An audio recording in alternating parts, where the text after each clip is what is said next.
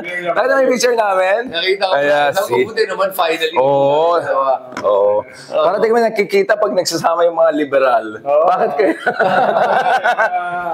Mga paborito ng cult. Ayun. Coalition of Asian Liberals. Ayan. Cult talaga na pa-is mo ng cult. CALD. CALD. Parang Council of Asian Liberals and Democrats, diba? Cult. Akala ko sinabi ko cult. Sabi ko po. Ako na, parang na-imbita rin. Hindi kasi ako liberal democrat eh. Pero ako, inimbita ako ng komunista din. Ano ka ba? Mara-red tag ka na. So, ibig Okay lang. komunista ka. Pero yung sa red tag, ang tingin sa kanya, right wing. Ayaw ka. Ito, right wing. Just to be clear, Peron. You know Juan Peron, di ba? Yung Argentina. Yes. Labor union, military, putting together, that was all. Fascist, in short. Peronismo. Oh my God. Ang dami natin pag-usapan. Let's start first with the man of the hour. Ikaw, kamusta na? Stock market 6% down, Tesla 14% down, Bitcoin, I don't know about Bitcoin, but I'm looking at my little portfolio thanks to you. It's not doing very well, brother. I'm losing money as we speak. Right, pero alalahanin nyo that even with all the bad news of the trade war, Trump's tariff war, pag tinignan mo, yes, the overall market is down, but pag tinignan mo, I'm gonna talk about Bitcoin lang sandali. The Bitcoin is the one that's not truly affected. Bumaba siya pero nag-hold siya at the support level. Ibig sabihin nun, kahit na anong bad news ngayon, mukhang hindi na yan bababa. So ngayon, ang ibig sabihin nun ay magre-reverse na yan.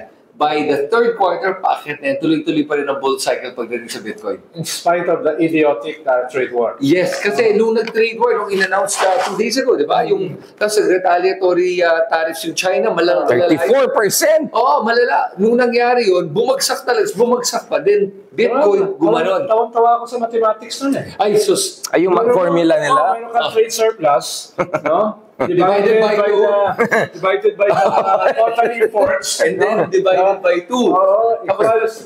Tapos percentage. Equals the tariff.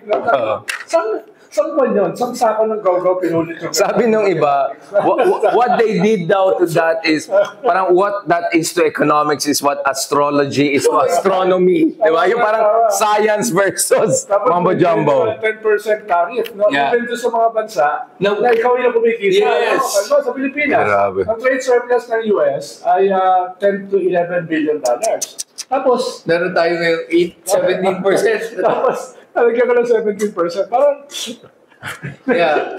natatawa yung mga economists eh.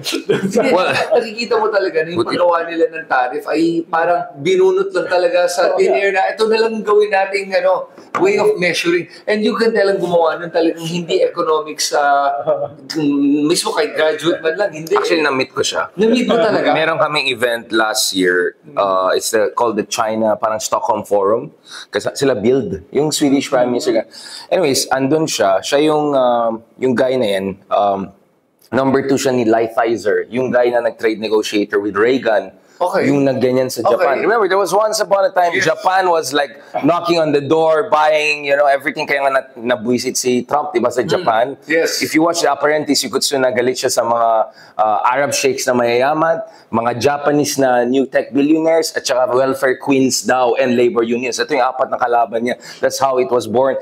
And yung ginawa ni Lighthizer back then, he was a young trade negotiator. He forced Japan to revalue their currency para hindi competitive yung export nila to reduce it. So now, yung nung bata na yan, ay chief trade negotiator ng US. Kasama namin sa event, and I'll tell you what, in that event, lahat European, ako lang Asian, tinanong ko, should we also de-risk from Trump? Because everyone was talking about China, threat from China. I said, hey, what about Trump? What if he does something crazy?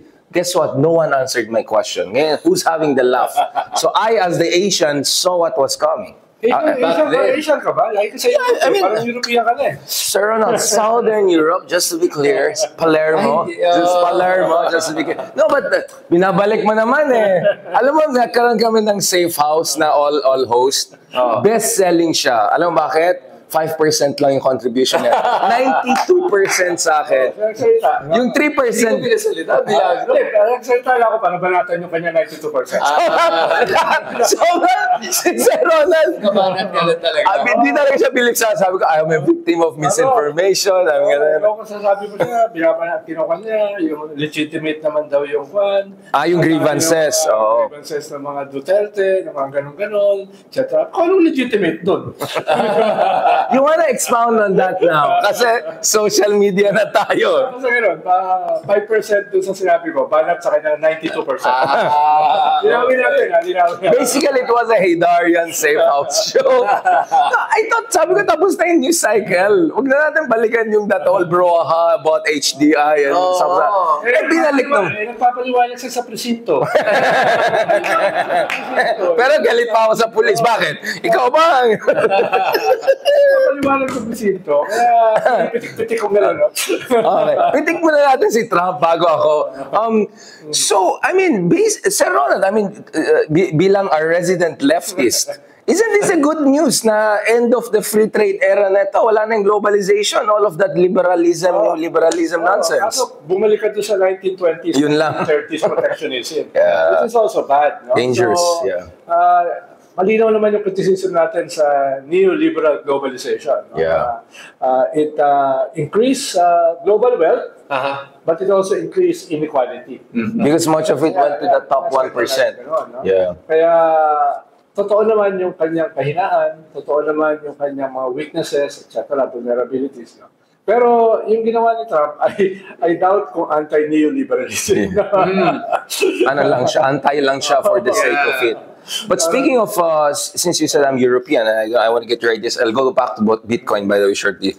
Actually, what Europe is now looking at is yung kanilang nuclear option is to tax big time etong mga tech oligarch friends ni Trump. So, Twitter, even Google, Amazon, lahat ng mga big tech companies kasi EU is the second largest market for digital market. Yun daw nang itatax nila ng big time, pang gante dun sa kabila. And the Europeans, actually, for the first time, I heard the Europeans basically saying, ineche puwera tayo. Yes. We're the second largest economic bloc if you put it together. We're not something small. So actually, nabastos na sila sa Trump eh. I've never seen Europeans like that. They're very prim and proper and nice, but in Brussels, parang medyo nagaganon na sila eh. Nagaganon na sila, parang wait na, akala nila pichugin lang kami. We have our own leverage to. Yun yung ma-explore sa Europe. Na hindi lang ang alternative dito ay protectionism. Ang alternative dito is social welfare. Ibalik na doon sa ethos na yan. No, na social protection. No, yun yung dapat isama nila dito sa gera nito.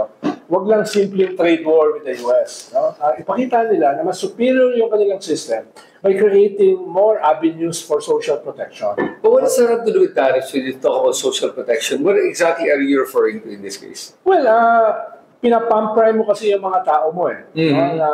Para sila ay magkaroon ng stake sa economy. Yes. So, ibig sabihin, yung economy mo should serve social goals. Ang sinasabi mo, kung ganun yung ethos ng economy mo, ay malaki yung possibility na umangat yan, lalo na laban doon sa uri ng economy sa US na basically concentration of wealth. Dahil ang sinasabi mo kasi, okay, poprotektahan namin yung aming economy, pero ang poprotektahan namin yung aming local elites. No? Yun yung oligarchs. Ayaw natin sa protectionism. Yeah. Na protecting not the people of your country.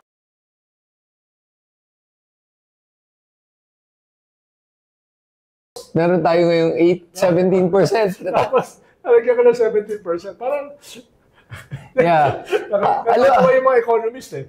Hindi, nakikita mo talaga na yung paggawa nila ng tariff ay parang binunot lang talaga sa thin air na ito na lang gawin nating way of measuring. And you can tell ang gumawa nun talagang hindi economics mismo kay graduate man lang, hindi eh. Na-meet ko siya. Na-meet mo talaga? Meron kaming event last year. It's called the China, parang Stockholm Forum. Kasi sila build, yung Swedish Prime Minister. Anyways, andun siya. Siya yung guy na yan. Number 2 siya ni Lighthizer. Yung guy na nag-trade negotiator with Reagan. Okay. Yung nagganyan sa Japan. Remember, there was once upon a time, Japan was like knocking on the door, buying, everything. Kaya nga nabwisit si Trump, di ba, sa Japan? Yes. If you watch the apprentice, you could soon nagalit siya sa mga Arab sheikhs na mayayaman. mga Japanese na new tech billionaires, at saka welfare queens daw and labor unions. Ito yung apat na kalaban niya. That's how it was born. And yung ginawa ni Lighthizer back then was a young trade negotiator. He forced Japan to revalue their currency para hindi competitive yung export nila. Okay. So now, nung bata na yan, ay chief trade negotiator ng US. Kasama namin sa event, and I'll tell you what, in that event, lahat European, ako lang Asian, tinanong ko, should we also de-risk from Trump? Because everyone was talking about China. Yes. From China. I said, hey, what about Trump? What if he does something crazy? Guess what? No one answered my question. Who's having the laugh? So I, as the Asian, saw what was coming. Back then. Asian ka ba? Lagi ka sa Europe eh. Parang European ka na eh. Sir, on Southern Europe, just to be clear, it's Palermo. Ay, hindi. No, binabalik mo naman eh. Alam mo, nagkaroon kami ng safe house na all host. Oh. Best-selling siya. Alam mo bakit? 5% lang yung contribution. 92% sa akin. Siya nagsalita. No? Yung 3%. Hindi ko pinasalita, bilagro. Hindi, nagsalita lang ako para banatan yung kanya 92%. Si Sir Ronald. Nagabanat ka lang talaga. Hindi talaga siya bilib sa sabi ko, I'm a victim of misinformation. Ikaw kung sasabi ko siya, kinuha niya, yung legitimate naman daw yung kwan. Yung grievances. Mga grievances ng mga Duterte, ng mga ganun-ganun, etc. Kung anong legitimate dun? I wanna expound on that now. Kasi social media na tayo. Tapos sa ganun, 5% dun sa sinabi ko, banat sa kanyang 92%. Linawin natin, linawin natin. Basically, it was a Haydarian safe house show. I thought, sabi ko, tapos na yung news cycle. Huwag na natin balikan yung tatong broha about HDI. Oo. Nagpapaliwanag siya sa presinto. Pero galit pa ako sa pulis sa akin. Ikaw ba? Nagpapaliwanag sa presinto. Kaya pinipitik-pitik kong gano'n. No? Pitik mo na natin si Trump bago ako. So, I mean, Sir Ronald, bilang our resident leftist, isn't this a good news na end of the free trade era na ito? Wala na yung globalization, all of that liberalism nonsense. Kaso bumalik ka doon sa 1920s, 1930s protectionism. Yeah. Which is also bad. No? Dangerous. So, malinaw naman yung criticism natin sa neoliberal globalization. No? It increased global wealth, but it also increased inequality. Because much of it, na-centralize gano'n. No? Yeah. Kaya, totoo naman yung kanyang kahinaan, totoo naman yung kanyang mga weaknesses, etc., vulnerabilities. No? Pero yung ginawa ni Trump, I doubt kung anti-neoliberalism. No?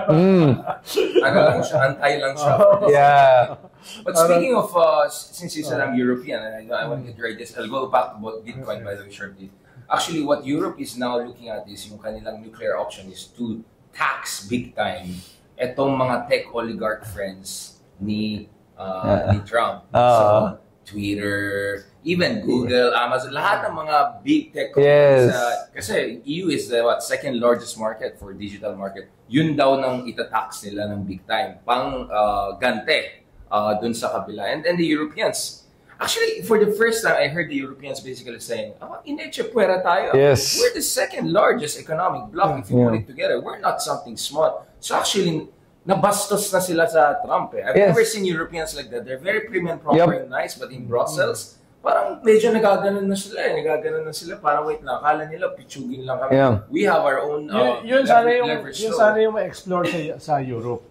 Na hindi lang ang alternative dito ay protectionism. Ang alternative dito is social welfare. Ibalik nila doon sa ethos na yan. No, na social protection. No, yun yung dapat isama nila dito sa gera nito. Huwag lang simpleng trade war with the US. No? Ipakita nila na mas superior yung kanilang system by creating more avenues for social protection. But what does that have to do with tariffs when you talk about social protection? What exactly are you referring to in this case? Well, pinapamprime mo kasi yung mga tao mo eh. Para sila ay magkaroon ng stake sa economy. Yes. Ibig sabihin, yung economy mo should serve social goals. Ang sinasabi mo, kung ganun yung ethos ng economy mo, ay malaki ang possibility na umangat yan, lalo na laban doon sa uri ng economy sa US na basically concentration of wealth. Dahil ang sinasabi mo kasi, okay, poprotektahan namin yung aming economy, pero ang poprotektahan namin yung aming local elites. No? Yun yung ayaw natin sa protectionism. Yeah. Na protecting not the people of your country, but protecting your oligarchs. Right. No? Ayaw natin ng ganung klaseng bakbakan. Mm. Labanan nito ng mga nationalist oligarchs against each other. No? Yeah. Which is very pre-World War II. Yeah, You're based in Canada. I mean, Canada is like elbow up and all of that. What the hell? Wow, like Canada going really I know. aggressive. Yeah, That's not but Canada is like Europe in North America. Like Europe in North America, In terms of yes. social welfare. In terms Yes. of social welfare. Mas maayos. culturally. Yes. Mas maayos Social ang social sila. welfare. Tsaka yung inclusivity niya. Yes. Siyempre, maraming problema pa rin ang Canadian society. Pero kumpara sa US. Kumpara sa US, malayo. Kasi nalahan nyo sa Canada, no? Pinakaiba ng Canadian sa United States. Sa United States, they call it a melting pot ng mga iba't ibang kultura. Sa Canada, we're called a mosaic. In other words, we're distinct.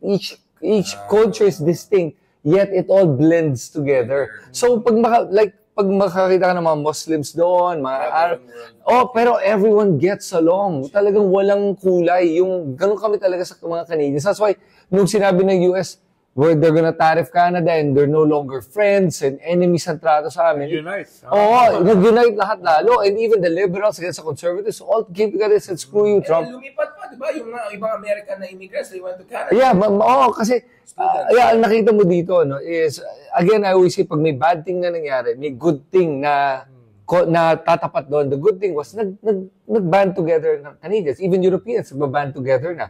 And there is a new world order that's happening right now. And the US will be excluded in that new world order, Do you think the unfortunately. Canadians would want to join the European Union? Right? Yeah, It sounds crazy, but there are discussions. of Yes, that's actually... But remember kasi, remember Canada is under the British monarchy. that. Yeah, exactly. So it's not really far-fetched that will happen, and that's in the talks right now. Yeah. Ganun, Except Britain is out of EU. It's like, right. sila yung British naman. Right. You're right, pero we're more aligned with European values than we are with American values. So that's the thing about Canadians. Tapos hindi lang yun. Huwag mo kalimutan that the trade war, nung in-announce, nagulat ako dito. Apparently, yung mga nasa current trade agreement ng US and Canada, under NAFTA, if I'm not mistaken, remains the same. It's still tax-free. Sinabi na ni Trump, which was weird. Kaya pag makita mo yung table na lumabas, wala yung Canada at Mexico doon. Because So, he rescinded the original... 70% ng Import ng trade imports ng oil ng US ay from Canada. Yeah. No, kaya tatamaan yung kanilang and all their cars is power from grids. Mexico. Yes. Oo, diba? So, yung unang salbo, ang tinrete ni Trump was Mexico and Canada and Yeah. of course China. Pero, kung titignan mo yung calculation, ang laki ng negative impact sa US kung gagawin nila yung trade war na yun with Canada. Yes. Ang kanilang ganti, yung gatas ng Canada. Pero pwede namang hanapan ng market ng Canada yun eh. Yes. Ang shift ngayon ng Canada is towards Asia and Europe. Yeah. Away from the US. No? Kaya talagang Trump had to eat his own words. Bumawi siya talaga doon kasi yung automakers, sobrang apektado nun na talagang sinabi na Trump, if you do this, Area, yeah. wow, it's Without Canadian. absolutely. And remember, the trade of auto parts between Canada and the US is not one way. It is literally multi-way. Every single, Integrated supply it's chain. completely integrated the But supply I want chain. to say something. There's one theory na the reason why ang tinira mostly Asia and Europe dito is basically US wants to create a North Americana essentially supply chain, right? Like Mexico will be its China, like Canada will be either Singapore, you get what I'm saying, and Saudi Arabia or something like that. But the US, kumbaga, yung NAFTA, gagawin yung center of the global economic bloc or an alternative economic universe. May nagsulat nga na itong ginagawa ni Trump is similar to the Cultural Revolution ni Yung, Mao Zedong. Wow, Financial ganung Babaguhin level. mo yung buong kultura eh. Oo. Yung kultura, hindi lang binabago yung economy. Babaguhin mo yung kultura sa US. Actually, Basically, siya yung center ng globalization. Yes. Na, together with all its ills, of course. No? Pero, yung ginagawa na ngayon ay baka counterproductive, not only to the world, but to himself. Yes. No? Yun yung mangyayari sa kanya rito. Tatamaan siya. Halimbawa, inflation. Balak na sana, bumaba ang inflation. Tataas ang inflation dito. Kaya yun na nga yung mga kausap ko ng mga businessmen sa US eh.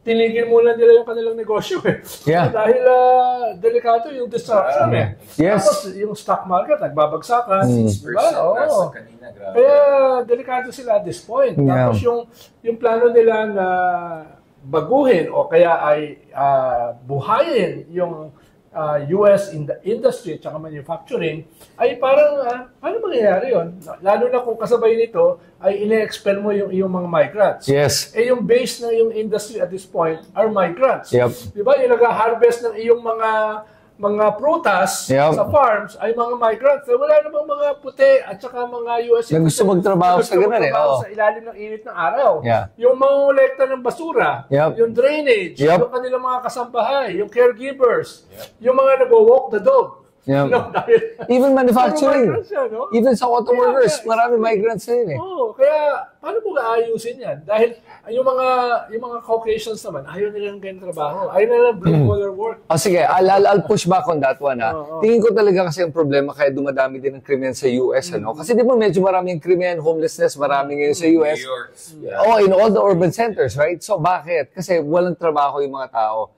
I just want to push back and say like baka naman what he's thinking is walang trabaho nga dahil wala na nga karamihan ng mga manufacturing jobs na napupunta na nga sa mga ibang bansa tulad ng China. Or sa kanilang mga billionaires. Ang Sobrang kayamanan ngayon ng mga American billionaires eh. But because the economy shifted away from green manufacturing. yes. Yun. So ang So, may problema yung functionally, yung structure Structure ng nila. economy. So you're saying it's not because of the shift away from manufacturing, but the evolution of the type of jobs available. Service, finance-oriented. Homelessness, crime are effects of a rotten system. Eh. Oo. So, pupuntahan mo, ano yung problema ng system? No? So, dito- which help create this homelessness, this But that Right. means he'll go against his own best friends and allies, or including himself, right? But what I'm saying is it possible ba that maybe in his mind, and maybe there's some logic to it na, well, karamihan kasi ng mga tao that cannot work in the IT or in all of the technological, ibigyan natin ng trabaho, then give it here. And Yeah, but are they gonna be competitive? yun ang problema. First of all, that means you American consumers will have to pay twice more Yes, for not the just same twice. car. So this was interesting, binagbigay ng statistic na Magkaroon to. ng jobs, but At saka paano migrants are mostly more educated than... Okay, the locals, right. Oo, halimbawa, pupunta ka sa mga embassies. Karamihan na nagtatrabaho sa embassies na sumisigaw doon sa nag-a-apply ng visa are just high school graduates. Tapos Yes. yung ini-interview nila ay college graduates. Yes. Mga masteral, no? So, tapos yan yung pupunta Yan sa ang- US, mas matatalino yan, no? Mas willing mag-take ng extra hours. Okay. No? Yung mga nasa US, ayaw mag-overtime. Yes.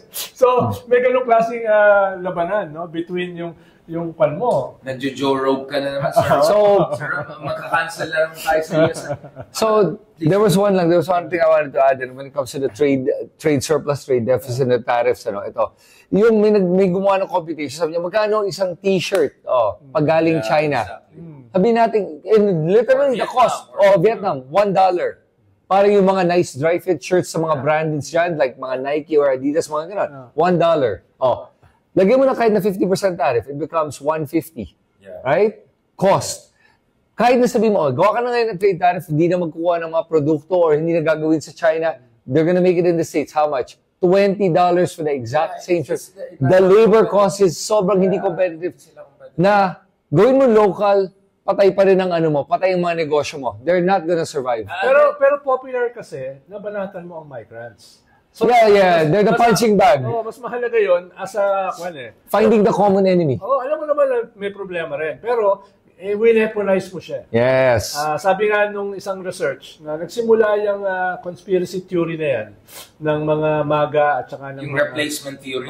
Nagsimula yan nung weaponize ng Cambridge Analytica yung loneliness ng middle-aged white Americans. Meron kang sektor na gano'n na parang malungkot, Yes. iniiwan ng mga asawa, White males. middle-aged, ha? Yes. So, weaponize mo yan against Artists like migrants. post-incel. Yes. Weaponize mo yan against migrants. Doon nagsimula yung Cambridge Analytica. Yung data Doon pala analytics nila. nag-umpisa yun? I-weaponize mo yan, yung galit na yan, at mag-create ka ng target. Ang target mo ay yung, tingin itong mga middle-aged white Americans, yung kanilang target ay yung mga umagaw ng kanilang trabaho. Umagaw ng kanilang mga asawa, umagaw ng kanilang mga girlfriend. Ganun yan, weaponizing loneliness. That's the Karl Rove kind of. But let me. You were trying to do. I think, just to be fair, I'm trying to also see where the logic could be. Richard One Fair. logic is. Medyo galit na rin. No, my one logic is talagang binaboy ng China yung international free trade system. Yes. They have been using subsidies, all sorts of different ways to distort the Yes. international system. Alam natin yan that a lot of Chinese cars are actually below market production cost. Yeah. You cannot compete with it. That's why even the Europeans are imposing tariffs on the BYD Yes. Chinese cars. So, nag-cheat talaga ang China. Yeah, I Trump agree. is correct. I Trump agree. is correct. The But the China is using the weaknesses of the U.S. economy. No? Or- in-exploit niya yung mga structural weaknesses niya. Sure, for that the greed of the Wall Street and other big oligarchs in the US who are making good money off China. Out of China. Yes. The biggest consumer. So parang bumaliktad din. Galing US din naman yon, took advantage of China, then China takes advantage of US. And therefore, who gets rich? Oligarchs. Nobody else. Well, ang akala kasi nila, makoko-opt nila yung China into the globalized economy led by the Americans. Right. Di ba? Noong 1980s naman, talagang all out sila kay Deng Xiaoping. Yes. Di ba? Tinulungan nila I mean, yung makoko-opt nila. Ang problema nila ay yung China kasi ay experts in the long game. Sige, papayagan namin. For now. Papayagan namin na ma-integrate kami sa inyo para ma-develop yung aming economy. Yeah. Pero hindi nyo yan hawak. But the Tiananmen also happened. Kaya natakot si Deng Xiaoping. In fact, on his deathbed, tinanong kay Deng Xiaoping, according to parang isang anak ng translator niya, what was your parang biggest achievement? Sabi niya, biggest achievement ko is I opened the economy but not the politics. Meaning I helped the one-party system. Otherwise, we'll be like Soviet Union. But I want to talk about Russia because there's another theory here. Remember, these tax tariffs that Trump has imposed, he can reverse them. Yes. What does that mean? Lahat ng mga kumpanya at ibang bansa will line up to Trump and beg for revision of that. Exactly. That's exactly what he wants. Basically, it's going to be like Putin in Russia, sitting back and the oligarchs coming to him. Di ba sinabi niya? What concessions you want? Di ba sinabi niya, nag-impose siya ng reciprocal tariff na kalahati daw nung tariff nung bansa na yun, na hindi naman tariff. Yes. It's a deficit eh. Yes. It's a tariff. So yung kalahati nun, gagawin niyang reciprocal tariff, and then hihingiin niya na mag-negotiate downwards, no? But in exchange for what? Pero yung nire-negotiate niya are not tariffs. Yung nire-negotiate niya are surplus. Yes. No? At kaya nga hindi ko alam saan galing yung kanyang mga numbers crunching eh. Halimbawa, mag-impose ka sa Pilipinas ng 17% na reciprocal tariff. Eh nakikinabang sila sa Pilipinas. Meron silang surplus sa atin eh. Kumbaga, that equation doesn't work. They're earning more from us. Yes. Less from them. Kaya hindi ko And maintindihan. I also don't understand why are like 40 other countries given less tariffs than us. Yeah. Australia, Singapore has less tariffs than us. Isa sila sa 10% ba? 10%. Oh, di ba? Like the 10%. Ang daming 10%. Kasi ang daming Filipino maga na proud. At least 17 lang sa atin. Kasi Vietnam, I don't know, 40%, Cambodia, 50%, China, 30%. Sabi ko, no, why are we higher than all of these 40 other countries who are not as important as us to the US? How about this? I'll throw this out there. I think itong tariff war na ginawa ni Trump, I really think that the Americans are going to be affected greatly by this.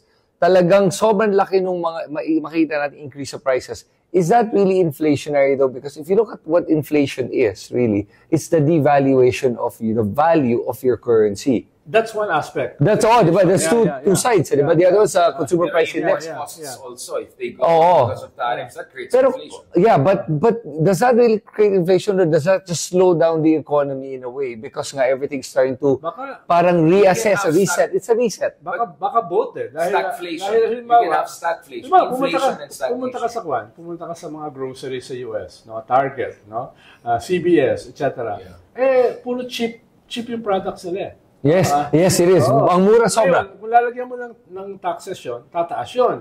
Which becomes very political. Dahil kaya natalo si Biden at saka si Kamala over inflation, di ba? Yep. Pero yung gagawin ni Trump at this point will be inflationary. Yes. No? Hindi lang dahil sa mga kotse, no? Kundi basic commodities eh.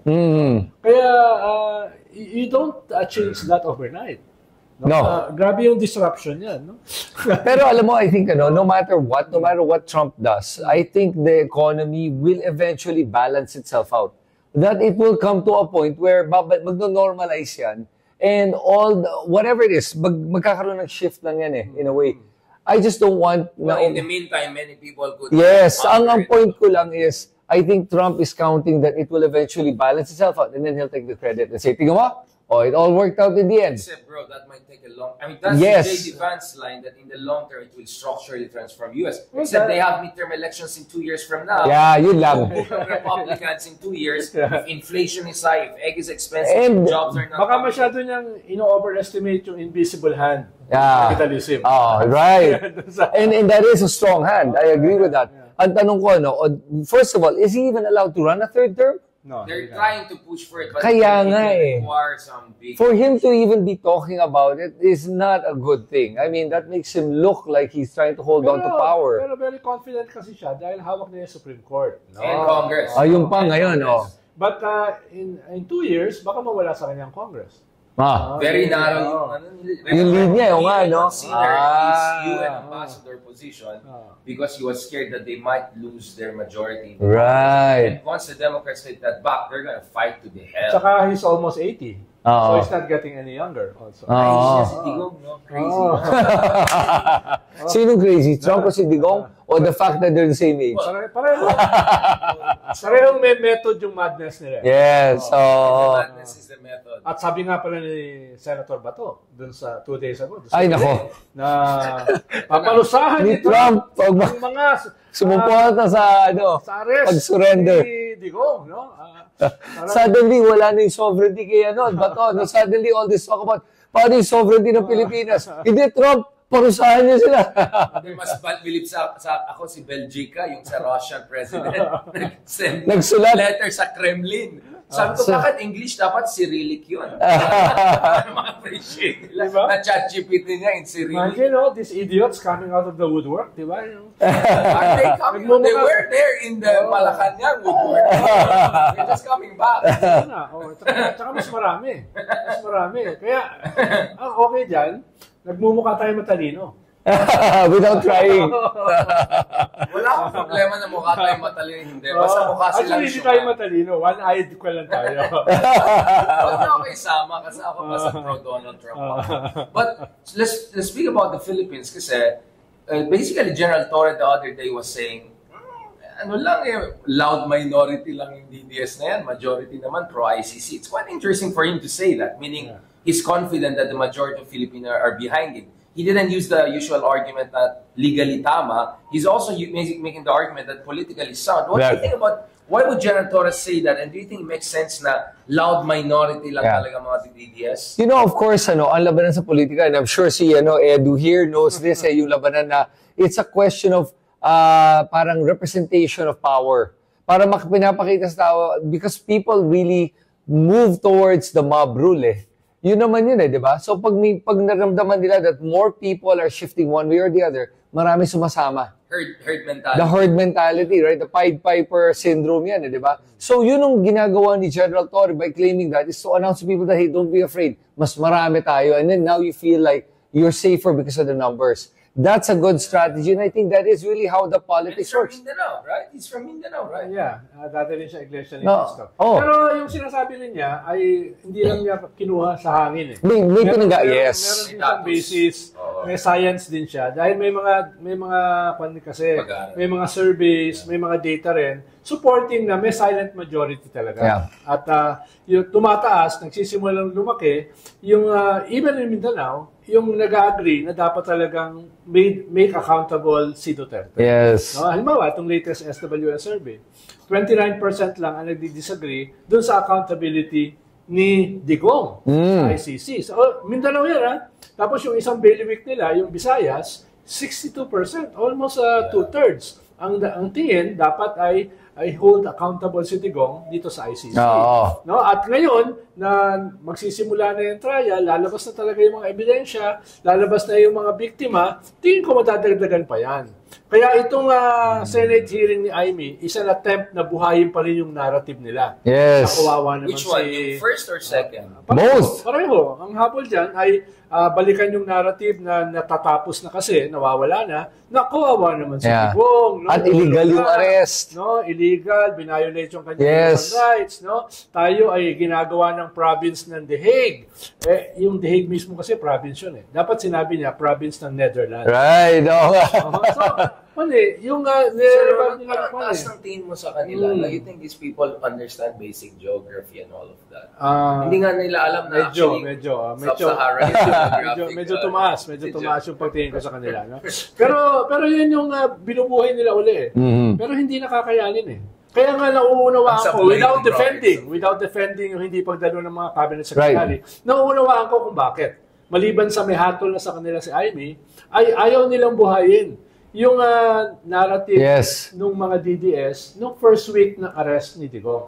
Dahil pawala na yun eh. At saka hindi lang yun, napansin ko nga, kahit naman tinignan mo yung mga Senate hearing, nung first Senate hearing compared to the second one, tinitignan ko yung viewership. Ang baba ng viewership mo kaya ni Hans walang nanood. Kumbaga, pagdating sa TV ratings, bagsak yan, talo yan sa ratings. Kahit nandun yung ambassador ni Jesus Christ? Kahit nandun yung ambassador ni Jesus Christ. Zoom in si Bongo. Wala, kahit na all star-studded sila sa kanilang mga pag-imbita ng mga guest performers. Walang binatbat at walang nanood. At nagsabay doon yung press ko ni Attorney Claire Castro. Nung time na yun, nagsabay. Mas marami nanood kay Attorney Claire. One-man team. One-man team. Pero may ginest din siya nun na isang department secretary. Hindi ko maalala kung sino. Baka si Angara nun Yun lang. Pero mas marami nanood sa kanila kaysa nanood dun sa Senate hearing. Manood yung second hearing para sa inyo? Wala. Tinunod mo, 2 hours. Doon sinabi ni Bato, yung kay Trump, lagot sila. Yung mga tumulong sa arrest ni Digong, lagot sila kay nakakatawa yun. Trump. It was, what... Tapos si Amy invoking yung kabataan. Kailangan malaman ng kabataan ang tama at saka mali sa hearing niya. Doon malalaman sa hearing niya. No? Tapos si Alan Peter pumunta hanggang Taiwan. No? Binanatan yung statement ni Browner. Bakit daw tayo nakikialam sa Taiwan? May one China policy tayo. So he totally missed the point. Bakit tayo naghahanda para i-rescue yung ating 250,000 na nandoon. Sabi ko, baka bombayin yung Batanes and Cagayan and EDCA bases in the Philippines. Kung saan pumupunta yung discussion. Pero yun yung binanggit ko kay Richard kahapon, di ba? Richard, na ang problema talaga when you have politicians na magaling magpaikot-ikot ng facts to create their truth, ay that narrative, it actually confuses the masses. Na hindi lang, parang nagmimix yung sasabi ni Alan Peter, kaya baka totoo yun. Hindi. Factually, there is a certain thing happening, pero he can create a truth that makes sense if hindi mo maintindihan yung nuances ng sinasabi niya. Yes, pero ang problema niya, para ma-confuse yung masses, kailangan manood yung masses. Hindi naman ngayon hindi nga. So they're hitting the wall, di ba? Yeah, right now. Mababa lang yung viewership. So, it was an epic fail. At this point, Kaya nga, sana, at saka hindi lang yun. Di ba humingi sila ng supina para sa mga executive department? Hindi ginrant i-cheese. Wala na. Walang supina. Define na sila, di ba? Dribble na ni cheese Sabi niya, kahit ako ay abogado, ay ipapasa ko sa aking legal department. Wala na yun. Ng executive magaling talaga si Cheese mag-survive. At saka ito ng subpoena. No? Magaling siya mag-survive. Dahil, tawa ko yan yung classic na dribble, di ba? Although, nagtapon siya ng ilang mga crumbs. Sabi niya, I agree with them. Hindi issue rito ang subjudice. No? Nag-agree siya. Para gusto rin niya ma-maintain yung kanyang hold sa mga senador. No? Kaya, you can see Cheese a mile away. Ano yung kanyang mga tactics. Sir, tayo mo, meron ng AI, how it started, how it's going. Ito si Amy Tumunat. Namamangka sa 2 ilog, tapos ngayon, namamangka sa lupa. Yan. Yung pinag-usapan natin. Exactly. Now, nasa Reddit na yan. So yung mga Reddit people na fans, shout out by the way sa mga Reddit fans natin. I'm listening to you. Ginawa nila yan based on discussion natin. Ito, expectation, reality. Alam mo, nung kahapon, di ba, pinag-usapan natin yung Senate survey. Tinignan ko yung kay Amy, grabe yung bagsak niya talagang Pag ganun yung rating siya, talagang wala na to si Amy. By today, wala na to. Hindi ko sinasabi ko si Amy yan, pero may nagsabi na meron isang senador na nagsialisan yung kanyang staff dahil sinking ship na daw yung campaign niya. At ang kutob ng tao, si Amy Marcos. I doubt nagre-resign daw. I doubt kung mag-aalisan dahil mataas ang sahod sa Senate eh. Well, hindi sa kampanya. 13, 14, 15, 16, may 17th month pay pa yan eh. Wow, grabe. Mas malaking bayad sa mga ibang senador na mananalo actually. Pwede. Diba? Yan. At baka hindi Karen yung kanilang boss. Diba? I'm sure that also helps. What's the point na may 17-month ka pero 10 times a day ka binabasa? Pero halimbawa, ako pinanood ko yung second Senate hearing. Paano ka may engganyo doon sa apat? Yeah. Di ba, paano ka? Di ba? At saka, nakakabobo. Nakakabobo yung argumento na binibigay nila. So, wala na yun eh. Parang sub-Saharan Africa. Ikaw nagsabi na ako. Wala akong kinalalaman dyan sa komento ni Richard, ha? Baka dumikit sa akin yan, ha? Mga persona trapo dyan na ginagamit yung issue na yan, parang personal grata tayo. Magpaliwanag ka sa presinto. Ikaw lang pinipersona ng grata, huwami damay. Magpaliwanag ka sa presinto. Bahala sila, asip naman. Sir Roland, kamusta naman buhay ni Attorney Jinggoy? Mukhang sumabla yung Sandigan Bayan moves niya na ipa-dismiss yung kanyang. Because he's a convicted, right? He's a convicted. Kasi napaka-overwhelming yung evidence eh. Yeah. Yung problema niya. Si Bong Revilla may fall guy. Tapos namatay na yung fall guy sa kulungan. Yung chief of staff niya. Naman, di ba? Ito. Pero yung pera napunta sa kanya. Pero teka lang, bakit pinagbabayad siya? Si Bong Revilla convicted yun eh. Napasole. Na-absuelto siya. Weird yun eh. Weird yung kaso niya. Na-absuelto siya. Yung kanyang chief of staff naging fall guy. Pero pinagbabayad pa rin. 150, 170 million pesos. Kaya weird yung pag-absuelto Weird na talaga. Talagang only in the Philippines. Hindi, nakita mo joke ng iba pag nandun pinagbabayad ka. Pero hindi ka daw guilty. Sabi na, hindi ko naman kasalanan, nilagay niya sa account ko. Kasalanan niya, basta ako, wala akong masabi. Kaya nakita mo yung joke, pag andun daw siya, tinatago ng tao yung mga bags nila. Ang sama ng mga tao. Ang dudes niya, wala pa rin. Pero mga malalala, malaking chance. Hindi ko nga alam kung anong status ng kaso ni Gigi Reyes eh. Si Gigi Reyes. Tapos na, inayos na. Hindi pa tapos yun. Alam ko. Ano lang, nabigyan lang siya ng temporary freedom na pumayag na bail. Habeas corpus case yun eh. Habeas corpus. Hindi, si Gigi Reyes, nakakulong. Yung kay Enrile ay iba yung sa kanya. Parang old age yung kanya, No. I mean, hindi ba close siya kay Enrile? Yes, she's the chief of staff. Chief of staff. Exactly. So, nakulong siya ng 10 years. Yes. Pero alam ko, hindi pa tapos yung kaso. Hindi pa rin. Yung palang problema. Parang Jinggoy case yan eh. No? So, si Jinggoy walang chief of staff na pwede pakulong na. Yung palang purpose ng chief of staff. Ikaw. Sure, parang nakapirma siya eh. May paper trail.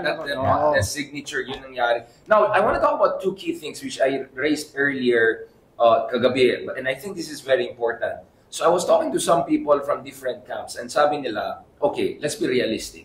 Pagdating sa Team Liwanag, tawagin natin, mukhang Bam and Kiko lang talaga may chance. Of course, we hope more. But, sino ba sa Team Liwanag? Heidi Mendoza? Is Heidi part of it? Yeah. Basically, hindi either Marcos or DDS. I just call it Team Liwanag. Basta anyone outside of that is Team Liwanag. Okay. Fights mo with Makabayan. Okay.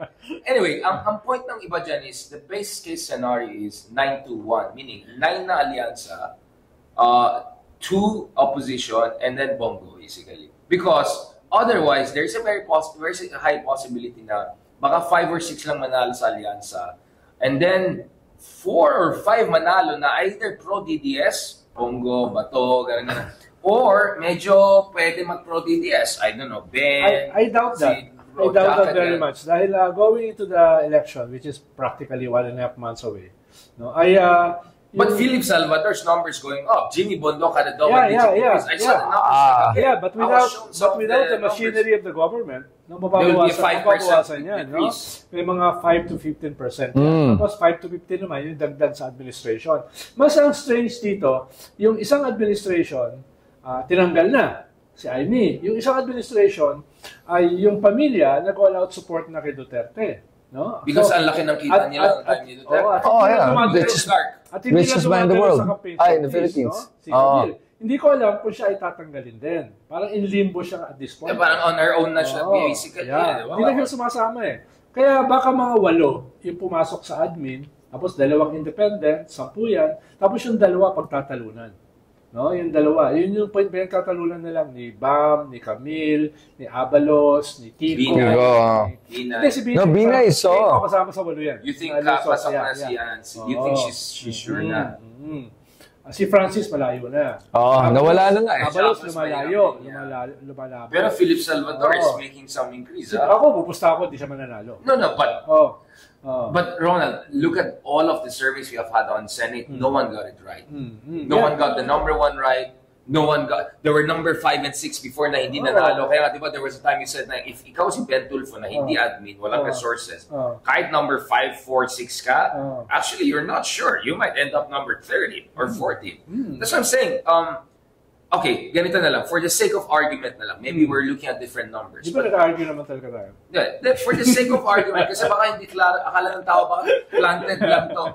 For the sake of argument, do you think it will make sense for mga supporters ni Bam and Kiko and Heidi Mendoza, since 12 yung option mo, to also support, I don't know, Pacquiao, Erwin, Tito Soto, some of these other people, to make sure na wala ng chance si Bato, na wala ng chance si Aimee, na wala ng chance yung mga ibang medyo dodgy na pwede pa mag-Duterte, to make sure you have enough numbers and momentum in the next Congress. Well, ngayong 1.5 months... Tactically speaking, does that make sense? Strategic voting? Yeah, ngayong 1.5 months to go, at ngayon nagsimula na yung local election, dyan lang magdo-dominate yung special ops. No? Dahil dyan lang gagana yung relasyon ng gobyerno during the midterm na napakahalaga nila dun sa mga local candidates, lalo na sa mga incumbent. Dyan na sila maglalagay ng utos na, ito yung ating slate. Ito ay laglag na yan. Even yung mga members ng admin na hindi sila sigurado sa loyalty. Ngayon na yan, babagsakan na yan. No? Siyempre, ang dulo kasi niyan, sample ballots. No? Ang dulo niyan ay, pero yung special ops na sasabihan mo ng mga LGUs na, ito lang may ipit yung IRA nyo, may ipit yung AKAP nyo, may ipit yung AX nyo, may ipit yung tupad nyo. Ito yung ating slate. No? Yung slate na yan, probably ay 10. Yung 2 sa 10 ay delikado. No? Sino yan? Sino yung si Pacquiao kasi nasa bandang dulo ngayon. Di ba? So, si Abby Binay nandun din sa kasunod ni Pacquiao. Tapos may 2 ka na hindi sigurado. Yung 2 mo, medyo talo na yon. Si Francis at saka si wala na yun. Malayo na. May 2 ka na hindi na practically admin. Tapos may 2 kang independent na halos sigurado na. Si Willie Revillame at saka si Ben Tulfo. So, ang battle will be the last 2. Yun yung bakbakan. So, ikaw, what do you think about yung strategic voting na just to make sure na, okay, in theory, Bongo even being top 5 could be quite a statement considering the disadvantages and all. Hindi siya magta-top, hindi siya number 1. Hindi siya mag-number 1. I like that. Bold prediction. 10%. Yes. But even top 5, I've talked to some people from the other side, sabi na even top 5 would be parang kunyari a show of force by the Duterte. So basically, if your team liwanag, would you rather vote for Erwin and Tito Soto and I don't know 3-4 others to make sure hindi top 5 si Bongo and at most only Bongo lang will make it from DDS? Do you think that strategic voting is masikmura ng mga kaibigan natin? Dapat kayang sikmurahin? Because I know it's a difficult question. So, actually, interesting kasi habang umikot... Kasi 12 yung options mo alam mo, habang umikot nga ako sa Mandaluyong kanina umaga, marami ako nakausap sa ating mga kababayan. At napansin ko nga, marami sa kanila, sinasabi nga, na boboto nga nila yung mga top 6 na kaalyansa. Pero alam mo na ito kasama na si Kiko, kasama si Bam, pero iboboto nila, sisiguraduhin nga nila na mapasok yung mga alyansa. They specifically said that, mga kaiba kakamping na nagsabi nun. Kasi mag-impeach sila kay Sara. Kasi galit talaga sila sa mga Duterte at sa mga nagawa ng Duterte. Gusto talaga nila kumbaga, statement yung gagawin nilang vote. Not necessarily because they like the candidates of the alyansa, but more because they dislike the PDP candidates so much, kailangan nila itong gawin. And that's actually smart that they do that. Sana mas marami gumawa. Kasi tinanong ko, makukompleto ba yung 12 mo sa Team Liwanag ni Richard? Hindi mo makukumpleto eh. Saka historically, ang boto talaga ng mga Pinoy 8. ay mga 6. Oh. Kalahati lang. Historically, 6 to ganun, 8, yeah. ganun lang ang 80 binoboto maximum. nila. Hindi sila nagkukumpleto ng 12. Yeah. Hindi ako magugulat na halimbawa yung mga pink ay pipili lamang ng 4. Para mas strengthen yung kanilang 2. Yes. May mga ganun, single vote. Narinig ko na yun. Dual vote lang. Pero wag sana. I hope they support. Dahil ang tingin nila, yung mga team liwanag ni Richard, sobrang layo, nasa margin of error, na baka masayang yung boto. No. But you reinforce this 6, 7, 8 of Alianza para pasok pa rin si Bam and Kiko. Yes. And you make sure hindi pasok yung kabila, Team Kadiliman, whatever. Parang liwanag sa dilim, laban sa kasamaan. But honestly, Sir Ron, I've been saying about this, I think yung propensity to vote ng solid North, ng mga Ilocanos, and again, sorry for sounding regionalized, but I'm very simplifying it, generalizing it, and I'll get into trouble for that. And let's say NCR, there's a higher propensity na pro-admin at centrist ang boboto kay Bam and Kiko kaysa DDS and some folks in Mindanao. Is that correct? Yes, pero hindi ako magugulat na yung ibang mga kandidato are negotiating with the Iglesia ni Cristo and Mindanao Bloc. Kurot-kurot. No, may mga ganun sila. Dahil ang feeling kasi ng iba, amin na yung amin na yung Luzon tsaka NCR No? Which is not the case. I don't see the numbers are 18% in certain regions here. That's pathetic. Kaya yun ang calculation nila, which is a dangerous calculation. Dahil baka mawala pa sa iyo yung large chunks ng NCR at saka ng Luzon kung titignan nila na lumalaro ka doon sa mga Duterte. No, at saka sa mga Duterte. Bam Aquino was with Sherwin Gatchalian. Sherwin is known as one of the biggest backers of Sara, right? Tingnan mo yung mga yes. What does that say? What could that mean? Well, in-endorse din ni Cheesy Bam, no? So he's playing all sides. Baka balance out na yan. Because it's about addition. No? It's about addition. Yeah. Ikaw lang naman ang subtraction sa kanila. Ako yung subtraction from one side that can give more from the other side, more than No, but seriously, that kurot-kurot will work. Let's get a little bit here, a little bit there, a little bit here. I doubt it. But I doubt it, exactly. Well, That's why not mo ako si Pero gusto ko lang kontrahin yung sinasabi. Pero at the same time, maganda naman yung... Lapit ang laway natin, nagkakontrahan pa tayo. Tingnan mo, yung ginagawa ni Bam ngayon, tahimik siya about the ICC issue. Si Kiko, tahimik din about it. And I don't know, is that really contradicting their position or their principles? O kaya that's just strategic at this point? Baka ang tingin nga nila, huwag na nating antagonize. Sa kanila naman boboto yung mga pink Oo, so hindi nila kailangan magsalita. If you're solid North pro-admin na anti-DDS, may inspire ka ba to vote for Bam or Kiko knowing that they're a little bit like on this ICC and impeachment issue? Oh, pero tayo lang naman ang nakaka-notice nun No, yung mga karaniwan naman, hindi na nanonotice. Pero sinong strategies nila? Sinong strategies nila? Wala. That's my point. Like, we're doing this for free. We're giving you good advice.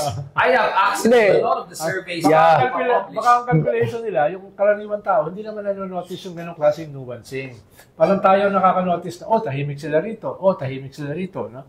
Baka yun pero yung campaign nila ay very generic Yung campaign nila, wala basics. Wala controversial Yeah, pero if you think about it, is it working? Kasi they are the 13, 14 right now. Nandun sila sa linya. Ang sinasabi nila, kahit nalabas pa rin sila sa 12, kahit pa paano, may improvement by increments.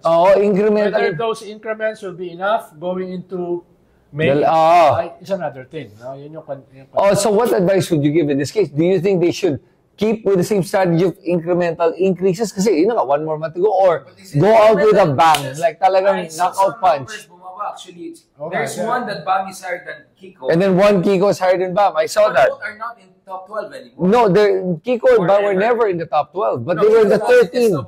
Nasa top 5 siya. Sino? Si Bam. That Publicus. Yeah, that exactly. Yung tingnan mo, yun na nga pag makita ko yung mga ganung survey, that's what makes you doubt Sorry, my standards kasama. No. Pero yun na, tanong ko. So tingin mo ba dapat Bam and Kiko should go for the knockout punch and go all out, parang all or nothing to win it? You don't win by points, you win by knocking out the They're just tipping at Or edge. should they do nga by points? So, ito, konti na lang. Mananalo tayo. At least pag matalo, hindi yung, alam mo yung playing it safe just to win by points. Kaysa you go all out, pwede ikaw din yung ma-knockout. Ano tingin mo? Hindi, kaya hindi ako tumatakbo dahil suicide bomber ako. All out ka, pag gano'n. Tingin ko, kung ito yung posisyon, no? Kwento which side of history are you on, no? Yun yung sa akin no? Halimbawa, usapin ito ng impunity Hindi lang ito usapin ng crimes against humanity. You have to position yourself there. Ngayon, i-weaponize mo yan para madagdagan ka ng boto. No? Yun yung sinasabi ko. No? Kaya, makaiba yung aking calculation kesa sa calculation nila. Right. Calculation nila, baka may 1 million boss ang Iglesia ni Cristo. Baka may... Right. Na baka mawala. By doing this, baka mawala to. Ito, net loss versus net gain. Yeah. Ako naman, It makes sense. I would rather lose na... Taking the right stand than playing safe and then losing also. Yeah, but... Doon ako sa team Liwanag. Basta ako Team Trump. Gusto ko yung calculation ni Trump. Hindi ko pa rin maintindihan. Actually, hindi ko masabi kung mas magaling calculation ni Trump or yung calculation. Kung baka pwede ko ipaliwanag sa mga apo ko, pumusisyon ako dito sa ICC. Pumusisyon ako dito sa impeachment. Pumusisyon ako dito sa impunity. Kasi tignan mo. Ipaliwanag, manalo o hindi. No? Kasi di ba, tignan mo si Bam nung nung sa issue ng impeachment ni Sara, tahimik na. Dating ito itong ICC, tahimik pa rin. Hindi nga people's issues Sabi niya. Hindi siya tahimik. Nagsalita siya na... Hindi to people's issues. Oo, na neutral nga. In other words, kasi nga hindi ito yung importante. Parang Bago may mas magalit sa atin, let's make it even worse. So, meron tayong isa pang problema. Party list. Ang hindi maganda, yung numbers ng vote. Akbayan baka isa daw, si Chel may chance, mamamayan liberal, medyo malabo. Now, remember, you can only vote for one party list. Do you think that there should be a strategic conversation among Team Liwanag supporters na more of you should come out and make sure you spread it properly between both ML and Akbayan para at least Chel and Leila and maybe Percy and all get Baka mahirap. Mahirap because of the nature of the party list na hindi mo alam yung 2% until the final vote is counted. Right. So mahirap yung sabi, hati-hati tayo rito. Hindi mo nga sigurado Kung saan pupunta sa dami-dami yun nakuha mo na yung 2%. Yeah. No? Ikalawa, isang boto lang yung kwan mo Yeah. You will be fighting against each other. Yes. Yun yung weakness ng party list system natin. Magka-cannibalize kayo. Tapos yung kwan mo, tapos yung dominant sa party list dahil pinapasok na lahat ay yung mga contractors, no, yung mga warlords, no, yung mga actually bawal dapat yun Yung gagamitin mo yung pangalan ng program ng gobyerno. Yes. Party list mo, halimbawa, for peace, no, etc. Bawal yun. May president na yan Yung yung MAD, no? Yeah. Mamamayan laban sa droga, something. Sino ba yung artista sa Ormoc? Si Richard. Tama. Dahil nga, hindi mo pwedeng gamitin. Ba't ginagamit ka ngayon? Paano nakalusot Dapat may magsampa ng kaso. Kung ibig sabihin COMELEC, can I just say na hindi yan pwede? Autopropio, hindi. Dapat may magsampa ng kaso. Dahil ministerial yung COMELEC Dapat may magsampa ng kaso na i-disqualify ito. Dahil ginagamit na yung program ng gobyerno. Parang ayaw mag-comment pag Gonzo ng tanong, sir. Takot ka ba sa kanya? Hindi, mababa yung self-esteem ko. Mas level ni Haydari. Mas level ni Haydari. Sabi na yan na naman Parang kulang pa yung mga kalaban ni Richard. Dagdagan pa natin. Hindi, what doesn't destroy him will strengthen him. Nakakatulong ako. Nakakatulong ako sa pag-strengthen niya. Imagine mo kung makikipag-away siya tapos hindi siya na-test sa mga banat ko sa kanya. Stop me in the front. Thank you for stopping the front. We're going to the last part, but this is the most important part. Ibig sabihin yung mga nauna, hindi importante? Hindi naman talaga. Kasi mas importante to. Robin Hood Padilla. Did you see the video I posted of him? Yung nag-ayos siya ng hair niya, yung mustache niya, tapos gamit niya yung music na ginawa dahil sa meme sa akin. So pinalitan ko, nilagay ko ng Narcos. Pakita ko sa inyo. Ito, So, ang dami niyang time, no? Ang dami time. Napaka-importante ng role niya sa ICC eh. Hindi makapasok. Napaka-importante. Na hindi siya makapasok. Kumakatok sila. No? Talo ko pa sila. Ako nakapasok ako sa ICC eh. Yun, no? Daming time, no? Yun, no? That's it. I see here. Pogi. Mukhang Yes. Ito may mustache part. May mustache part. Yun, no? Yun. Daming oras, no? Yan ang kanyang claim to... sabihin ko sana, claim to fame. Yan yung Claim to claim to infamy. O yan, no? Pero sa totoo lang, kung magkakalat ka rin sa Senate, wag ka na umuwi doon ka na lang. Oo nga. Napaka-compelling, napaka-defining, napaka-significant ng kanyang role doon eh. So you think if you were in the second hearing, he could have saved it? Pero ngayon kasi, international man of mystery siya. Yun. Dahil mysterious yung kanyang role. Walang may alam. Kahit siya hindi niya alam eh. Mysterious. Sabi niya, magsaludo siya kay Duterte. Bayani ka. May nagsabi, ex-con loves future con. Alam mo, nagtataka nga ako dito. Di ba pag senador ka, kailangan ka magpaalam kung gusto mong recess eh.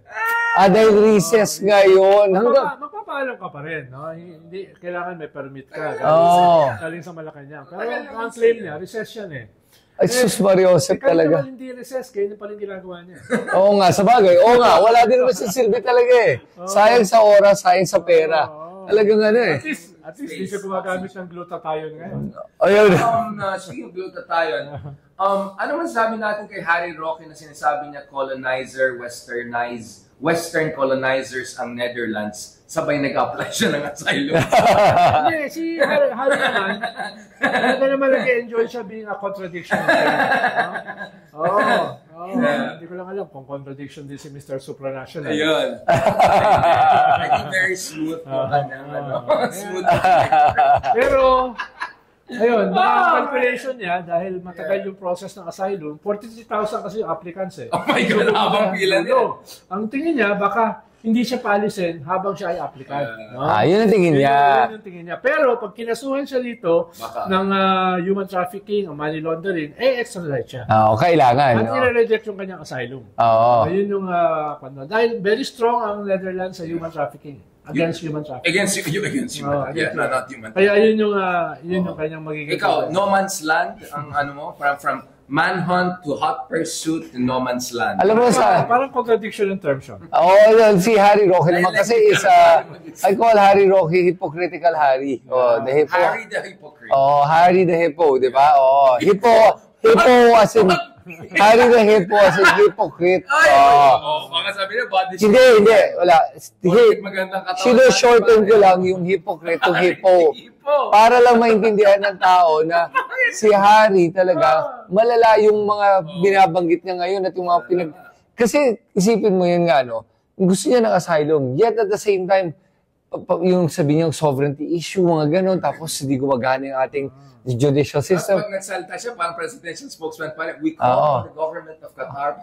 Pero ina-execute na yun ng mga Duterte. Ayaw naman siya. Parang kumbaga siya yung tumatahol at aso na tabi ka nga dyan, ang kulit na to eh. Habang panahon, sinasabi niya, siya lang ang pwede mag-represent kay Digong sa ICC. Tapos hindi. Siya lang ang accredited.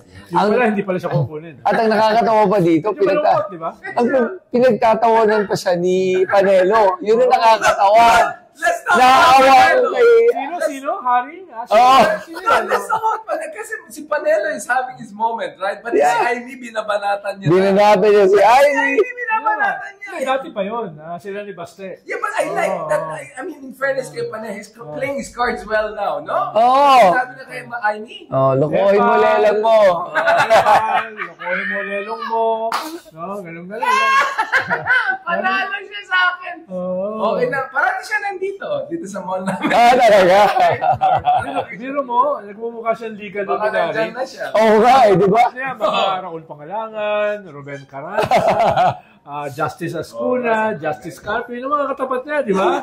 Oo, tapos siya, sa kabila, siya yung legal luminary. Di ba? Hindi ko nga alam kung anong kaso hinawakan niya. Ayun. Or kung may nagpahawak ng kaso sa kanya. Ay, hindi, marami. Yung mga Ampatuan, Ayun na. yung mga Mayor Sanchez. Medyo mga- scraping the bottom Oo, now dyan. marami. Yung wala ka ng choice. Ayun yung classic na ambulance chaser. Right. Pero yan ang problema pag dalang I'm sorry, I'm just saying pag tinignan mo kasi yung team ng mga Duterte, pag tinignan mo, yung mga tao around them talaga medyo dull. They're not very sharp. I mean, let's admit That's why it. we're lucky nga ng kalaban. Kaya- Yan ba ay understatement o overstatement? That's me being being polite. Yeah, being polite. Oo. Na 'di ba sa totoo lang, 'di ba? Yun yung kaya nagmumukhang para sa kanila matalino na matalino na si Panelo, matalino na si Roque kasi nga Pero doon ka bibilib kay Dicong eh.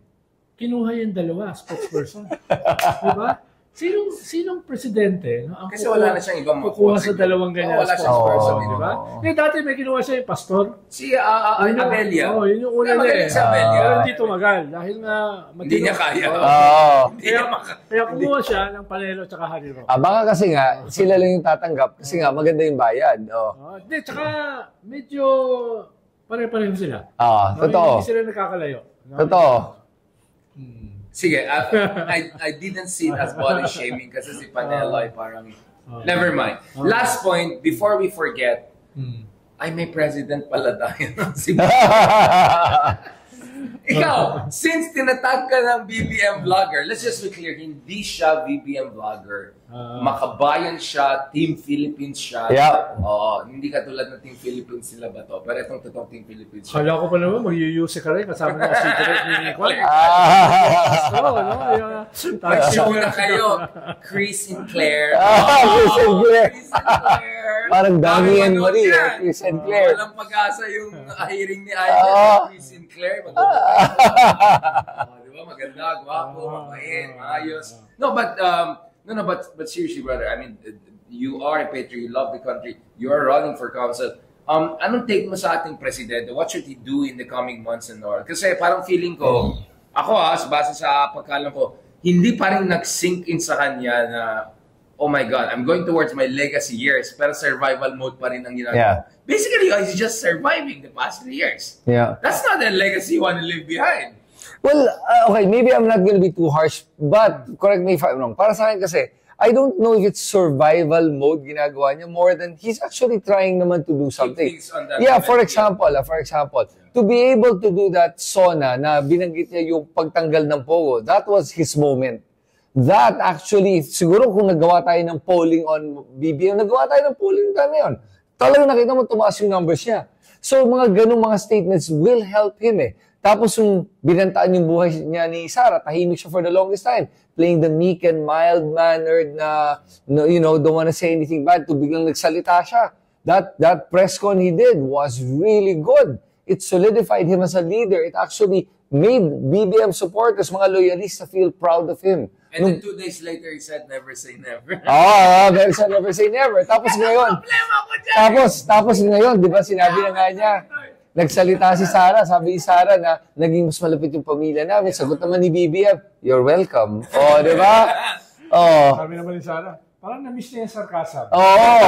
Pero nakakatawa naman yung sagot ni Sara na yun na yung sarcasm niya. Kasi the question kasi si Sara mag-sarcasm na hindi ko din maintindihan eh. Pero totoo no, at sinasabi niya, hindi ba talaga siya grateful na naging mas malapit siya sa tatay niya? Ayaw ba niya maging mas malapit? Yung ba yung sarcasm na pinagsasabi niya? So which one was she referring to? So yun yung sa akin. Pero BBM, I think, should make more of these strong statements, pero still dignified. As long as the statements are dignified, yes, and statesman yung pagkasabi niya. Nung binantaan buhay niya, ano sinabi niya? Paglalaban ko, hindi sarili ko. Hindi yung opisina ng presidente. Dahil kung kaya niyang bantaan ng presidente, kaya niyang bantaan at gawin to sa lahat ng Pilipino. Yan ang pinaglalaban ko. That resonated well with Filipinos. He needs to do more of that. Thank you, Yusek. At hindi, Parang maganda Claire and Chris. at sinasabi ko talaga, hindi talaga ako supporter ni BBM. But I will commend him for, yes, kung talagang tingin ko maganda yung ginawa niya. At pinangako nga niya, dadami pa yung kanyang mga presko ng problema. Biglang wala ngayon. Ang problema ko lang ay defining tong moment na ito rin para sa kanya. Kung yung mga Duterte on the defensive na Yes. sa isang corner na yung kanilang pinaka-leader nasa The Hague na. Sisimula ng kasuhan. No? Yeah. At kahit parating pa lang sa confirmation process, I'm almost sure hindi yan bibigyan ng interim relief. Yes. Hinihingi nila, etc. So, tingin ko tutuloy yan sa kaso. No? Si Sara naman, may mga Damocles sword sa ulo niya. Criminal cases have been filed against her. Magpapatuloy yan. Dadagdagan pa yan. Merong impeachment na magsisimula na after the elections, no? etc. Yung mga bloggers nila, tsaka talking heads, ay umami na peddlers of fake news, nag-training sa China, yung iba ay nag-abroad na para makaiwas na nag-backdoor, yung mga kanila, main alipores, katulad ni Bato, minsan nagtatago, minsan nasa selling, no? At nakaamba na rin sa kanya isang minsan possible nagluluto ng barbecue, arrest warrant, tapos sila Harry Roque at si Panelo nag-aaway, no? Yung isa naka-file ng asylum. So, nasa isang corner sila. Okay. Ito yung panahon na tama si Richard, dapat lumabas na siya sa survival mode, no? Legacy mode na siya. Ano ba yung pwede niyang gawin, no? Halimbawa, record high yung involuntary starvation. 28%. Right. Mataas yun, ha? Ibig sabihin, 28% ng populasyon mo nakakaramdam ng hunger. Yeah. The highest self-rated poverty in 2.5 decades. 2.5 decades, no? 63%. Mataas yun, ha? Yes. Yung ganong klase na... tapos yung kanyang mga SONA promises, maliban sa Pogo, yung ipapakulong niya ang mga kartel. Mga hoarders. 2 SONA, sinabi nila. Pero ni isa, wala pa napapagawa. So, kailangan, yan ay mga low-hanging fruits na meron kang pwedeng gawin. No? Pwede mong paano, bumibili ka ng rice sa Myanmar na 34 pesos per kilo. No? Bumibili ka sa Vietnam na 38 pesos per kilo. Ibig sabihin, pwede mong babaan ng rice sa 35 per kilo. Nakikita pa rin yung mga hoarders, yung mga smugglers. No? So, ibig sabihin, these are things na pwede mong gawin. Hindi lang yung i-increase mo ng 200 pesos yung sahod ng mga sundalo. Yes. No? Dahil naglo-loyalty check ka. 2 taon nang naiwan sa Kongreso yung 200 peso wage increase, minimum wage increase ng manggagawa. No? Anong nangyari doon? No? Eventually, yung mga issues na yan, lalabas yan. will haunt you. No? Kaya, at yan, hindi mo kinakailangan ng baguhin yung structures para yan ay magawa. Ang tingin ko dyan ay low-hanging fruit na meron kang pwedeng gawa kahapon. No? Yun lang yung sinusuportahan ko na kailangan pumunta ka na dyan. No? Hindi na to usapin ng propaganda lang. Usapin na ito ng ano ba yung kwan? Ano ba yung where's the beef? Pero tingin ko lang, baka siguro hindi pa nabibigyan na masyadong linaw nabibigyan importansya yung issue na yun ng media, social media. Hindi natin masyadong pag-uusapan yun if you think about it. I proposed to him, let's do a podcast, 2 hours, let's meet my name, sit down, let's have a conversation, lay out, what is your vision? Yeah. Because all I see is like, purong away Duterte. I think he has to have a proper sit down, like relax, hindi yung perfect me, baka magkamali ako. No, like chill lang, sit down. I said, I'm willing. Let's do 2 hours of legit conversation.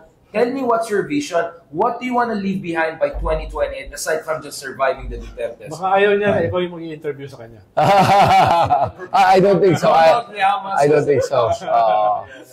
Hindi, pero I agree.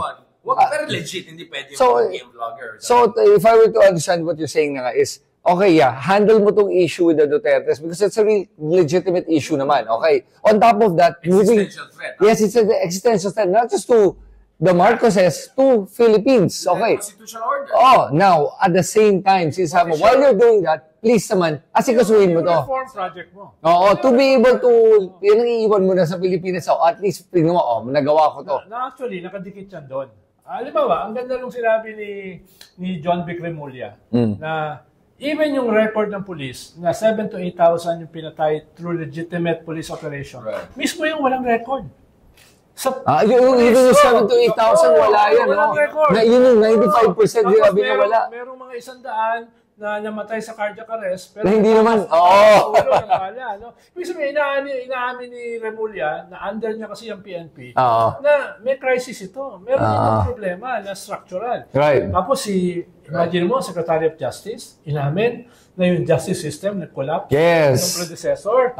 So, ano yun? Kung inaamin niya lang ang mga key cabinet secretaries mo, anong gagawin ngayon ng gobyerno? Exactly. No? So, inamin Inamin yung structural problem. So they have to do something about the so justice they have, system dahil reform. the very fact na inamin, no, doon sa first Senate hearing, dapat meron kang gagawin na ipapakita mo na ito ay gagawin, aayusin ko. Itong mga pulis na ito, papakulong ko. Dahil silang pulis pa nakakulong? 10. No? Oo nga, ang konti lang.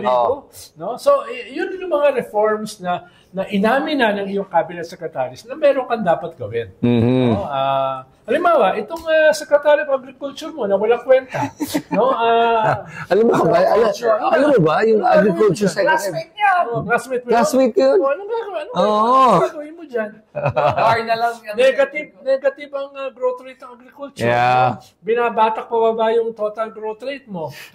Tuna kasi expert. Tapos sasabihin, dapat ang SRP ng rice ay 58 pesos. Nabili mo yung rice sa Myanmar ng 34, nabili mo yung rice ng 38 sa Vietnam. Bakit 58? Alam mo, yun yung mga ganun na mga basic ba? sana talaga kasi pumili na lang siya ng Agriculture Secretary na talagang may alam sa agriculture. na talagang totoong para Palisakan sana. Pero yung pagbigay kasi dito kay Laurel, ano yan Thunder yan exactly. Ano to, reward to di ba? Yun ang problema. Sana... But that is a prize, di ba? Initially, BBM was the secretary because he realized it was an important thing. Yung first speech niya sa SONA, so that should have gone to someone who really knows his job and really can do something about it among others. Ako, ang pagkaalam ko, BBM is still hoping na yung mga projects na ginagawa niya na lumalabas, I don't know, from PC or whatever. But that's not gonna make an impact. You should go to mainstream media, social media. Tingnan mo yung launching ng PDP Laban campaign sa Club Pilipino. Ano yung kanilang tira? No? Bigas, petty crime, no? Yun crime palagi naman employment. No? Yun yung tira. Ibig sabihin, alam nila yung weaknesses at vulnerabilities ng gobyerno. Yun ang pupuntirehin nila. Na pwedeng gawin ng gobyerno na bago pa yon nangyari, ay binigyan na nila ng indicative solution. Hindi sila sabing full solution. Indicative. But with the kinds of crime naman, bumaba naman talaga yung krimen At nasolusyon na naman nila yung kahit paano Tumaas ang petty crime. Yun yung problema. Yung petty crime. Yeah, yung non-index crime. Yun ang tumaas. Usually, nararamdaman ng tao Yung pickpocket, yung nakawan ng cellphone, yung nakawan ng, ano ba yun? Yung ilaw, yung palmo, yung side mirror. Gives a sense of chaos and disorder. Yun yung nararamdaman ng mga karaniwan tao. Okay. Na EJK dun sa gilid na hindi katamay, biglang hindi pala nararamdaman. Very ironic, di ba? Parang homicide, parang okay na, naging... Okay lang, pero pag petty crime... masama yan. May kilala ko, 2 driver na nakawan ng cellphone, no? Yung ganyan. Tapos, may kilala ko na 4 na nakawan ng side mirror, no? Yung mga ganun ba na... dumadami yun. Dati hindi ko naririnig yun, Yun yung... yun yung mga indicative So, my interview with Yusek Claire was... Really, is there a destabilization plot by the Dutertes? Because all of this... There always is. No, kasama dyan itong in-emphasize na hindi lang snatching, may drugs, gano'n. Yung mga pinsan ko sa Europe, pinsan, balita ko, ang gulo na naman dyan. Sabi ko, ano mga pinapanood mo? Ganon yung line nila. Of course, may level ng propaganda. Yeah, exactly. Meron daw, may mga lumalabas na video na, stage daw yung iba. I'm sure. I won't be surprised. Hindi ako magugulat. Na sinadya nila. Sabi, tingnan mo yung krimen ngayon, pero parang, saan galing yun? Ganun. So, they magnify the issue and amplify to make it look like it's more than it really is. Diba? Yung nangyaring road rage. Kalat yan. Tapos sabi, tingnan mo Pilipinas ngayon. Yun, pag ganun, I mean, anong gagawin pa ng PNP? Kung sabihin na natin, yung data naman shows naman, are you saying ba overall crime has gone up or you saying a petty crime pero overall crime is still less? Overall is still less. Kahit na dumadami yung petty pero hindi naman yung lahat ng krimen ay dumadami. Kumbaga, yung percentages nag-iiba lang. Bro, pero mas konti. Nakaka-catch na drugs kaysa before. Daming naktukang. Pero Yes. yung nahuling drugs, sobrang content. And that's a good thing, di ba? Which should be emphasized, which most people So, ginagawa naman nila yun, at saka hindi lang yun. With regards to the judicial system, tama naman yung sinabi ni DOJ ba yun? Yung ngayon, yung threshold for filing charges is now to the point of the evidence has to be with certainty of conviction. Kumpara sa dati. Very strong. So that was such a good thing. Kasi dati bogus lang kahit nangyari kay De Lima. Tingnan mo yun, dahil kahit na sino pwede magsampa ng kaso kahit ang hina ng ebidensya, kaya nababag down ng justice system. Yes, ngayon, because of this is a good thing and this improved the judicial system. Yes, so that is under Marcos's administration and they have to highlight a lot of these things. So, may nagagawa naman tama, pero syempre, marami pang pwedeng gawing tama. And I think 3 years ago, I think if nakikinig siya sa mga tulad niyo, tulad ni Ronald, kaya pa yon. Si Ronald, ako na lang. Siya na lang. Last point, like third last point. If you're BBM now, do you feel good about US? Kasi Hackset came here, a lot of new defense deals. Nothing about ICC yet, criticism, if anything, baka supportive pang US. Actually, they're supportive. And then Marco Rubio is coming soon. There's an invitation to the White House. That matters, right? That the superpower, the most powerful country in the world, even though tinatarif ka out of nowhere, still, security-wise, is with you. Mas general kasi, ang problema nitong ginagawa ni Trump, ang effect niyan, hindi lang tayo or yung region, yung buong mundo. Global order. At dahil yung ating supply chains, dahil yung ating integration, rightly or wrongly sa global system, ay tatamaan pa rin tayo. No? Ang tanong na lang dyan ay gaano katindi yung tama sa atin. No? Unintended consequences. Well, regarding yung policy niya rito sa region at saka sa Pilipinas, depende yan sa resulta ng power struggle sa cabinet ni Trump. Meron kang Elon Musk na very pro-China. Tapos meron kang Rubio, na very anti, no, yung ideological. So depende sa mangyayari diyan, no. Diyan sa kanya yan. Dahil nag-scale up din si Elon Musk in terms of power center. Pero alis siya from Doge. Sana. Alis siya. Dahil grabe yung disruption. Yung Tesla, baksak yung Tesla. Yung Tesla, 14% drop. They're trying to kick him out of Tesla. Binabuy out siya. I mean, pero kwan pa yun, init-lamig yun tinatensya lang nila. Init-lamig yan no? Talagang very strong pa rin siya, vis-a-vis Trump. Sa bagay, even behind the scenes. Because, they're also big donors like Adelson among others. But why is Trump so believe kay, because he's just the richest man? Is that it? Well, siguro katulad niya, disruptor din si Trump kasi is a disruptor. Parang hoops to hoops. No. So, parang tayong dalawa, we like each other. Hindi ko sigurado. So, ganun yung tingin niya. Parang magka-pareho sila. No? Kaya, Pero may effect talaga yung pagiging one of the richest men in the world. Kaya namin naniniwala. Yun yung irony nun dahil may pera lang ang isang tao, hindi ibig sabihin alam niya ang solusyon sa lahat ng problema. Sa lahat ng bagay. Different from a corporation, brother. It doesn't work the same way. Yeah, but ako, okay. Tanggal nga siya ng support sa Ebola virus. Yeah. But matay dyan sa USA. But ako kasi, there's a part of me that does agree na kailangan bawasan talaga yung government spending. But with a scalpel. Yes, yun lang. A bunch of kids yes. Know nothing about how government is. Yeah, yun lang. Yun ang sa akin, yes. It's just the way it's being done. There's makes sense. But I think kasi overall, government should really scale down. Sobrang laki ng properly, yes. Pero wag mong tanggalin sa climate change. Wag mong tanggalin sa mga identity issues, no? DI?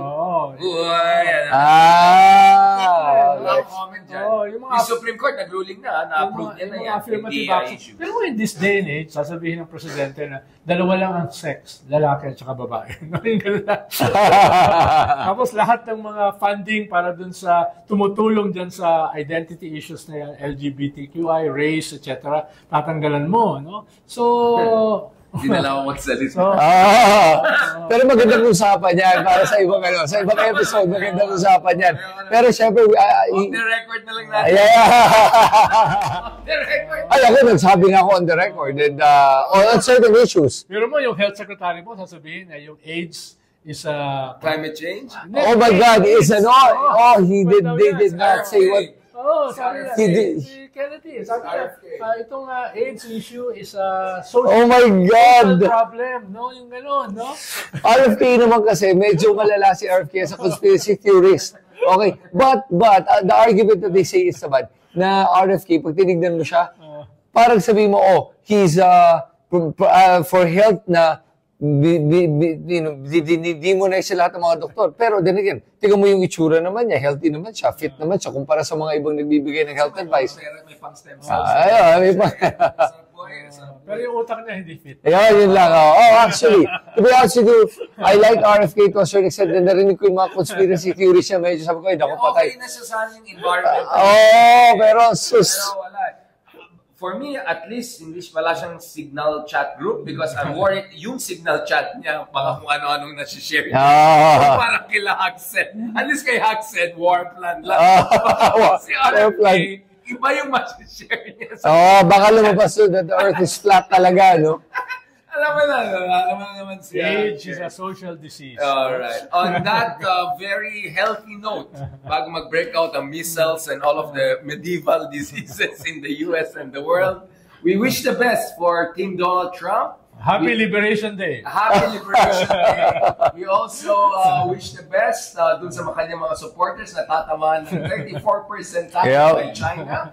And wish the best dun sa kanyang big tech titan friends na tatamaan ng big time ng European Union. In the meantime, good luck sa Philippines. Good luck kay hindi pa nahuli si Bintag. Bantag. Good luck kay General Torres. Sana naman huliin din yung mga iba dyan. I mean, grabe naman. At sabi ni Ambassador ni Jesus Christ, si Senator Alan Peter, ay hihingi nila kay General Torres na isabpina yung kanyang sarili. Right. Good luck na rin kay Senator Cayetana dun sa kanyang everlasting dream to become the President of the Philippines, which is as likely as Jesus Federer's plans after his next microblading Fashion Week event. On that note, thank you very much, gentlemen. Maraming salamat, Sir Ronald, na hindi naman 95%, 5%. Mukhang medyo balance tayo, no? Medyo 60%, 30%. 30, yeah. I'm a generous guy, the greatest guy. Thank you so much, Chris. Ay, Again, endorse natin, Sir Ronald. I don't know if you want to join me or not kasi baka magalit si Chris sa'yo. Numero 99, running for Councilor of Mandaluyong, our good friend Chris. Congratulations, brother. Mukhang shower naman. Fresh na fresh ka. Akala ko galing ka sa kampanya. Galing nga sa kampanya, kanina talaga amoy araw na ako. Pero Ngayon, naligo muna ako para presentable ako. Grabe. Parang maganda katawan natin ngayon, ha? Wala. Gusto ko rin mag-campaign bigla. Yeah. Lalo magka-cuts ako. Gusto, tutukan kita dyan. Sama ka sa akin. Sasama ka. Yes. Sa loob ng Mandaluyong. Sasama ka. Mabawasan ka ng buka. Buka. Pero, dadami yung tao mo. Pag-isipan mo maingay. Hindi, kasi sasabihin ko. Value added dyan. Ganito. Tama. Addition, hindi subtract. So sabihin ko, huwag tayo tutulad dyan. Di ba? Iba tayo. Yan. Mataas ang awareness and publicity. Yeah, parang si Kwan yan, si Sia sa Pasig, no? Apology. Well, sa akin, ito lang sabi ko about kay Sia before we go. Ito lang. Alam mo, any publicity is good publicity. Tayo naman nun. Masamang tao yun. Hindi. Tignan mo ngayon. Nagkala ko lang yung mga apology na apology. Pero tignan mo yun. Apologize ako sa unintended hurt, sabi ko. Pero walang tayo nilalaglag niya ako eh. Tignan mo. Ayan, sumbong na. Pinabuli niya ako. Magsha-shargaw pa ako eh. Namimiss ko na yung ko eh. Shadow boxing. Yung Bruce Lee niya na You were saying, yung kay Sia. No, sasabihin ko lang about kay Sia, yung na kahit na anong publicity is good publicity. Kahit na nangyari sa'yo, yung sa Sub-Saharan mo, kahit na paano, I was not a no. It was taken out of context. Yes, exactly. Pero the fact na binash ka noon at siniraan ka at lahat ginawa, sumikat ka pa rin. Etong si Sia, kahit pa paano, tignan mo, Karen Davila nagsalita. Lahat nagsalita na, tapos nagpa-presscon pa. Ang dami nakinig, lalo nakilala siya.